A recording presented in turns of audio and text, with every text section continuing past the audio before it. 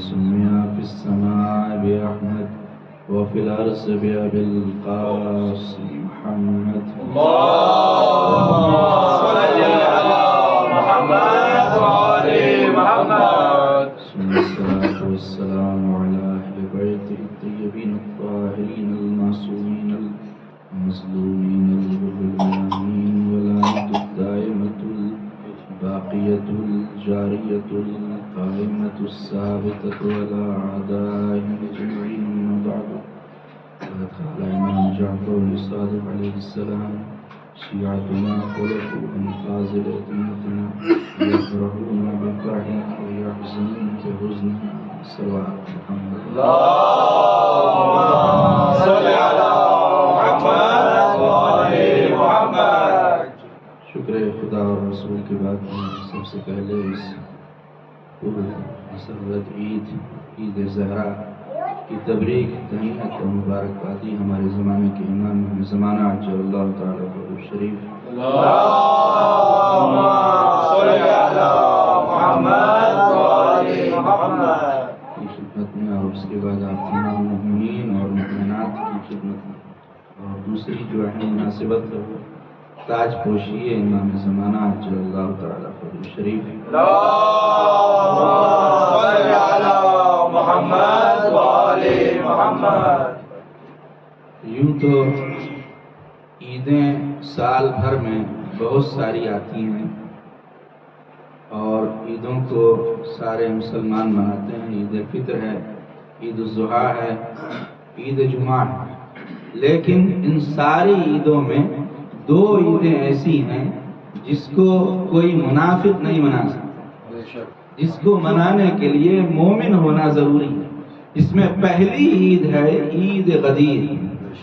عید غدیر کو کوئی منافق نہیں منا سکتا. اس کو منانے کے لیے مومن ہونا ضروری ہے. وہ منائے گا کہ جس کے دل میں ولایت و محبت مولا کائنات، جو مولا کائنات کو خلیفہ بلا فصل مانتا. اسی طرح سے دوسری عید جو ہے وہ عید زہرا ہے، جو آج اس کو ہم سیلیبریٹ کرنے کے لیے جمع ہوئے ہیں. تو عید زہرا بھی منانے کے لیے شرط ہے کہ مومن ہو، اور کوئی منافق اس عید کو نہیں منا سکتا. تو اب عید غدیر بھی ہے، عید زہرا، یہ دونوں عیدیں ہیں. تو ان دونوں عیدوں میں فرق کیا ہے؟ تو فرق صرف ایک ہے ان دونوں عیدوں میں. عید غدیر میں پہلے امام کی تاج پوشی ہو رہی ہے، اور عید زہرا میں آخری امام کی تاج پوشی ہو رہی ہے. عید غدیر میں مولا کائنات کے سر پہ تاج امامت رکھا جا رہا ہے، اور کل کا آنے والا دن وہ ہے کہ جب ہمارے زمانے کے امام کے سر پہ تاج امامت رکھا جا رہا ہے. لہذا کیونکہ یہ عید زہرا کے مولا کائنات امیر المؤمنین علی بن ابی طالب علیہ السلام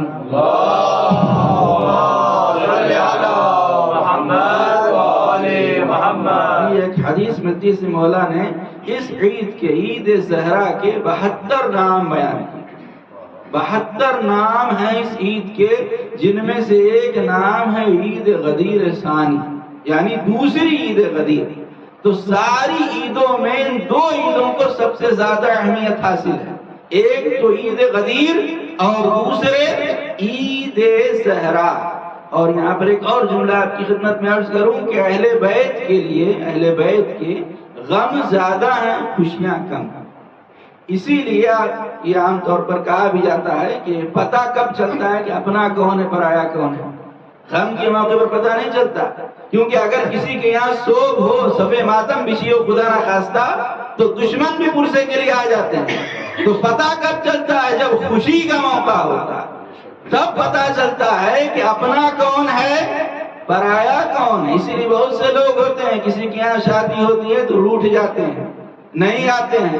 لہذا پتہ تب چلتا ہے کہ جب خوشی کا موقع ہوتا ہے. تو یہ اہل بیت کی خوشی کا موقع ہے. اس میں جس طرح سے غم کو ہم نے بنایا، جس طرح ہم نے غم کے لیے صف ماتم بچھائی، اسی طرح سے اہل بیت کی جو خوشیاں ہیں اس میں بڑے پیمانے پر سیلیبریشن ہونا ضروری ہے. سیلیبریٹ کرنا ہمارے لیے ضروری ہے. اور الحمدللہ اس جشن میں جتنے بھی لوگوں نے دامے درہمے سخنے قدمے پارٹیسپیٹ کیا، اللہ ان سب کے رزق میں خیر و برکت عطا فرمائے۔ تو اہل بیت کی خوشیاں کم ہیں، لہٰذا ان کی خوشیوں کو بھی اسی طرح سے منائیں جس طرح ان کے۔ ایک اور نام ہے اس عید کا، عید فرحت الزہرا۔ اسی طرح ایک اور نام ہے اس عید کا، عید شجاع۔ عید شجاع، شجاع کا مطلب ہوتا ہے بریو، بہادر، یعنی اس عید کو وہی منا سکتا ہے جو بہادر ہو۔ کیا کہنے، ہر ایک اس عید کو نہیں منا سکتا، وہی منائے گا جو بہادر ہو۔ اور اس لیے بھی اس کا عید شجاع نام ہے کہ جب بعد کربلا، واقع کربلا رونما ہوا سن 61 ہجری میں، تو بعد کربلا جب چوتھے امام اہل حرم اور بیبیاں کربلا سے واپس مدینے آ گئے، تو اس وقت حضرت مختار ابن ابی عبیدہ ثقفی کوفے میں ابن زیاد کے پریزوں میں قید تھے، جیل میں تھے حضرت مختار، لیکن حالات کچھ ایسے بدلے، حالات میں کچھ ایسی کروٹ لی کہ اتنا بڑا ظالم عبید اللہ ابن زیاد کے جیسا ظالم بھی مجبور ہو گیا کہ جناب مختار کو رہا کرے، اور جناب مختار رہا ہوئے اور آپ نے شجاعت اور بہادری کا مظاہرہ کیا اور قاتلین امام حسین سے بدلہ لیا۔ اسی لیے اس عید کا نام ہے عید شجاع۔ تو جناب مختار جب رہا ہوئے تو آپ رہا ہونے کے بعد کوفے سے مدینہ آئے، اور مدینہ آنے کے بعد چوتھے امام کی خدمت میں گئے اور مولا سے اظہار خیال کیا اور اجازت مانگی کہ مولا آپ مجھے اجازت دیں، میں چاہتا ہوں کہ قاتلین امام حسین سے بدلہ لیں۔ تو چوتھے امام علیہ السلام نے جناب مختار کی تائید کی، ان کی تصدیق کی اور ان سے اپنی رضامندی کا اظہار کیا کہ میں راضی ہوں، تم جاؤ اور بدلہ لو۔ آج کل آپ دیکھ رہے ہوں کہ سوشل میڈیا کا زمانہ ہے کہ کس طرح سے نقلی لوگ جو جناب مختار کے بھی خلاف ہو گئے کہ جناب مختار حق پر نہیں تھے۔ اگر بدلہ لینا تھا تو چوتھے امام کو خود اٹھنا چاہیے، جب امام موجود ہے، جب حجت خدا ہے تو پھر جناب مختار کیوں گئے؟ تو ایسے لوگ اعتراض کر رہے ہیں جناب مختار پر، جبکہ چوتھے امام اور پانچویں امام دونوں اماموں نے جناب مختار کے لیے دعا کی، رحم اللہ مختار، اللہ مختار پر رحمتیں نازل کرے کہ مختار کے ذریعے سے ہم آل محمد کو یہ خوشی نصیب ہوئی۔ اگر چوتھے امام راضی نہ ہوتے تو جناب مختار کو روک دیتے اور کہہ دیتے کہ نہیں بدلہ نہ لو، لیکن امام نے اپنی رضایت کا اظہار کیا۔ امام خود تو نہیں گئے لیکن جناب مختار کی تائید کی امام نے، اور امام نے اظہار رضامندی کی تو جناب مختار علیہ السلام گئے اور جناب مختار نے بدلہ لیا۔ یہاں تک کہ 61 ہجری میں جب واقعہ کربلا رونما ہوا تو جناب مختار نے جب 67 ہجری آیا، 67 ہجری آیا ہے، 5 سالوں کے بعد چوتھے امام کا طریقہ یہ ہے کہ جب واپس مدینہ آئے ہیں تو جہاں واقعات کربلا لوگوں تک پہنچا رہے ہیں امام، وہیں امام علیہ السلام کا روزانہ کا معمول ہے کہ امام نماز صبح ادا کرتے ہیں اور اپنے گھر میں ایک روم اور ایک شامر ہے امام کے گھر میں، کہ جس شامر میں امام کے جتنے بھی چاہنے والے ہوتے ہیں سب جمع ہوتے ہیں اور امام سب کو مسائل بیان کرتے ہیں، اور اس کے بعد سب مل کر صبح کا ناشتہ پیتی دجونے سب مل کر ساتھ میں کرتے ہیں۔ لہٰذا ایک دن امام علیہ السلام اسی طرح ناشتہ کرنے کے لیے بیٹھے تھے، اور وہ تاریخ 9 ربیع اول کی تاریخ تھی، واقعہ کربلا کے 5 سالوں کے بعد کہ امام علیہ السلام ناشتہ کر رہے تھے کہ اتنے میں کسی نے دق الباب کیا، کسی نے نوک کیا۔ تو امام علیہ السلام گئے اور دروازہ کھولا تو پوچھا کہ کون ہے؟ تو آنے والے نے بتایا کہ میں مختار کا قاصد ہوں، میں قاصد مختار نے بھیجا۔ ایک ہاتھ میں لیٹر ہے، خط ہے، اور دوسرے ہاتھ میں ایک سیشے۔ تو امام علیہ السلام نے خط کو لیا اور پڑھا تو خط میں لکھا تھا کہ مولا میں نے ان ظالموں سے اور ان قاتلوں کو فی النار کیا، جہنم واصل کیا، اور آپ کے لیے میں نے ان ظالمین کے سروں کو بھیجا۔ ان میں سے 5 ظالموں کے سر سیشے کے اندر جناب مختار نے بھیجے تھے، جن میں عبید اللہ ابن زیاد کا سر تھا، عمر ابن سعد کا سر تھا، شمر ملعون ابن نمیر اور خولی، کہ ان سب پر اللہ کی لعنت اور عذاب شدید ہو۔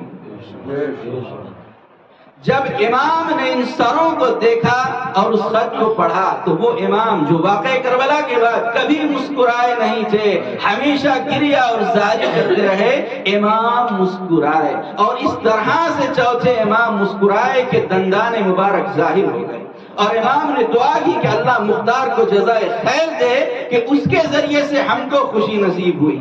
اور اس واقعے کے جیسے ہی امام نے جیسے ہی خط کو پڑھا اور امام نے ان سروں کو دیکھا تو فوراً سجدہ خالق میں امام علیہ السلام گر پڑے اور ایک طولانی سجدہ امام نے کیا، کہا شکراً للہ شکراً للہ شکراً للہ۔ جتنے بھی امام کے صحابہ تھے اور چاہنے والے تھے سب نے کہا کہ مولا آپ کا تو نام ہی سجاد ہے، آپ ہمیشہ سجدہ کرتے ہیں، شکر خدا کرتے ہیں، لیکن آج جو آپ سجدہ کر رہے ہیں یہ یونیک ہے، آج عجیب ہے کہ آج آپ حد سے زیادہ خوش ہیں، آخر وجہ کیا ہے؟ تو امام نے فرمایا کہ پہلی وجہ تو یہی ہے کہ آج ان ظالموں کو اور میرے بابا کے قاتلوں کا سر آیا ہے اس لیے میں خوش ہوں، اور دوسری وجہ یہ ہے کہ اللہ نے میری ایک دعا کو قبول کر لیا۔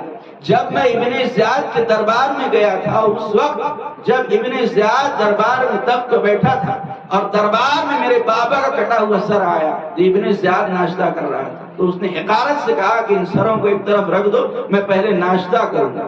تو اس وقت میں نے خدا کی بارگاہ میں دعا کی تھی کہ پروردگار جس طرح اس نے میرے بابا کی توہین کی ہے، میں چاہتا ہوں میری دعا ہے کہ ابن زیاد کا سر اس وقت میرے پاس آئے جب میں ناشتہ کر رہا ہوں، جب میں کھانے پر بیٹھا ہوں۔ اور اللہ نے میری دعا کو قبول کر لیا کہ اس وقت ہم ناشتہ کرنے کے لیے بیٹھے تھے تو امام نے کہا ان سروں کو ایک طرف رکھ دو، پہلے ہم ناشتہ کریں گے اور پہلے ہم کھائیں گے۔ اور اس طرح سے جناب مختار نے 80,000 قاتلین امام حسین کو فی النار کیا۔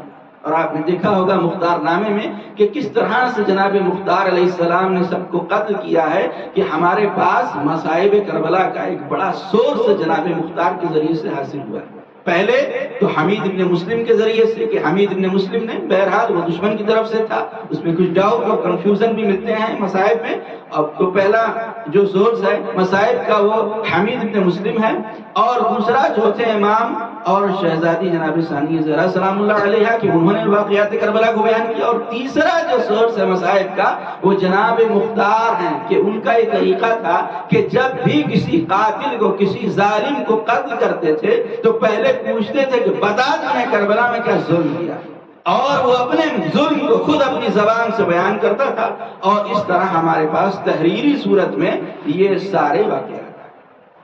اسی طرح سے یہ جو عید زہرا کو ہم منا رہے ہیں یہ صرف بات کربلا نہیں ہے بلکہ روایت موجود ہے، بس حوالہ موجود ہے کہ پیغمبر اسلام صلی اللہ علیہ وآلہ وسلم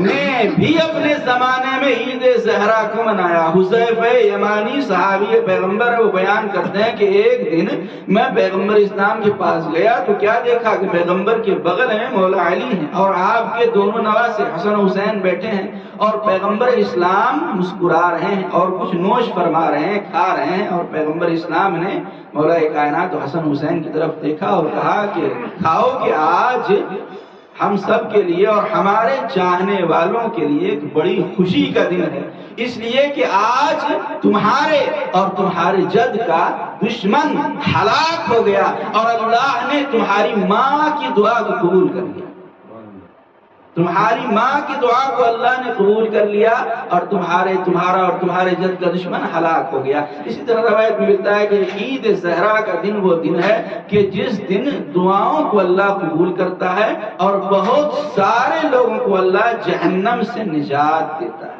لہٰذا مومن کی یہ نشانی ہے کہ مومن وہ ہے کہ جو اہل بیت کی خوشی میں خوش ہو اور ان کے غم میں غمگین ہو، جس طرح مولا امام جعفر صادق علیہ السلام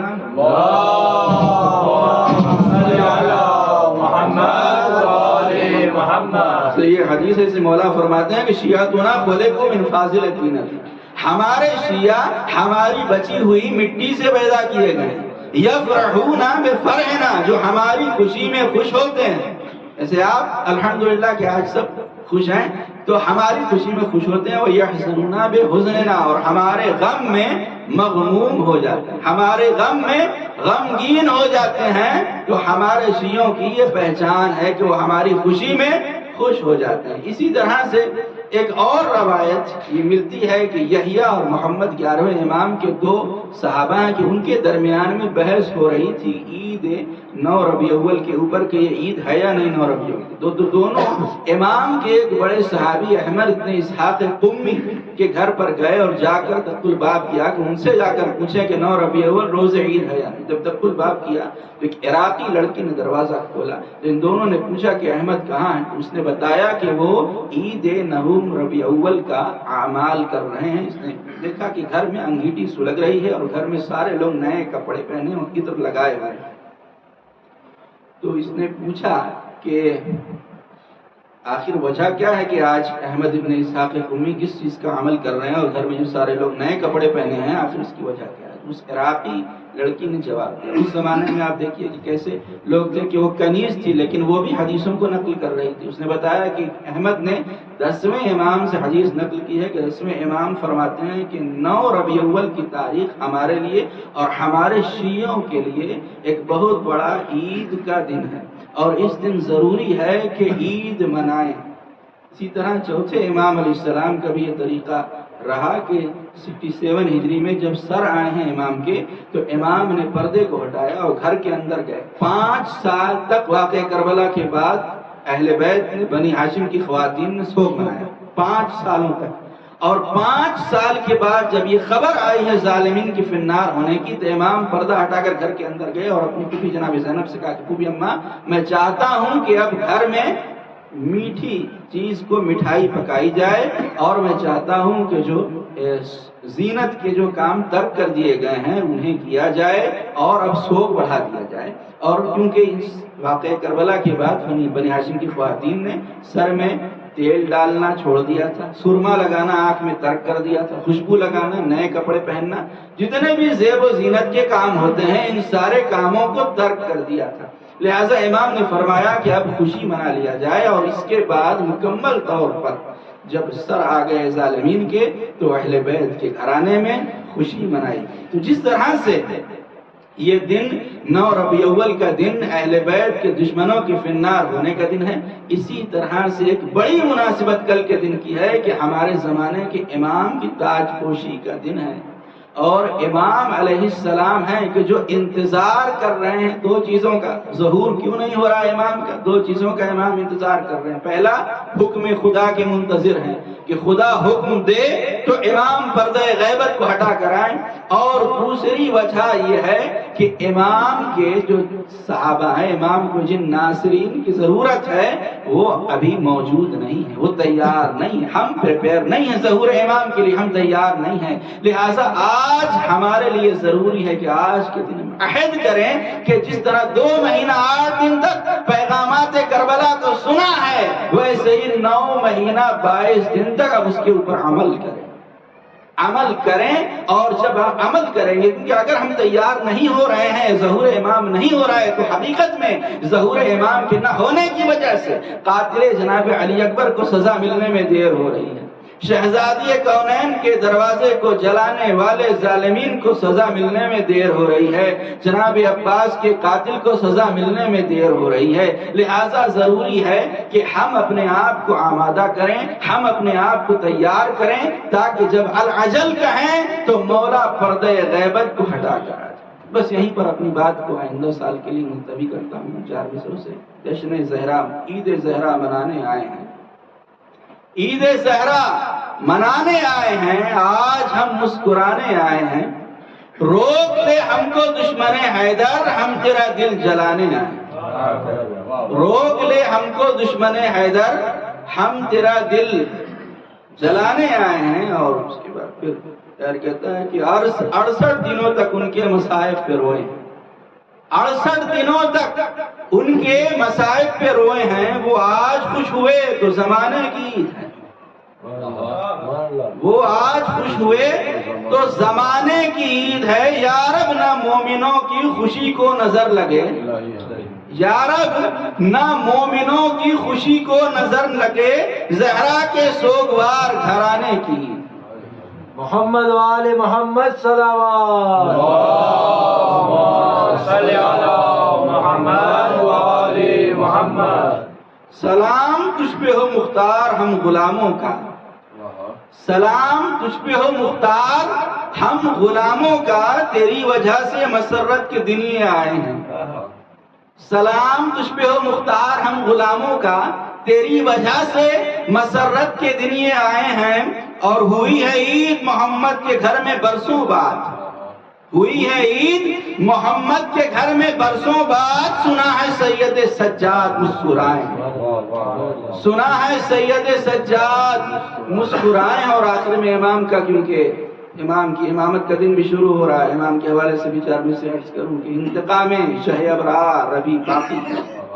انتقام شہ ابرار ابھی باقی ہے. ایک مچلتی ہوئی تلوار ابھی باقی ہے. اور مرحب وقت کو شاید ابھی معلوم نہیں.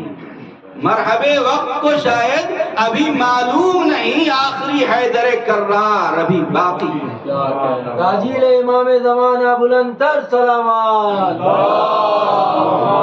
صلی علی محمد وآل محمد. دعائیہ ہے کہ ہمارے دین پہ ایمان پہ آنچ آئی ہے.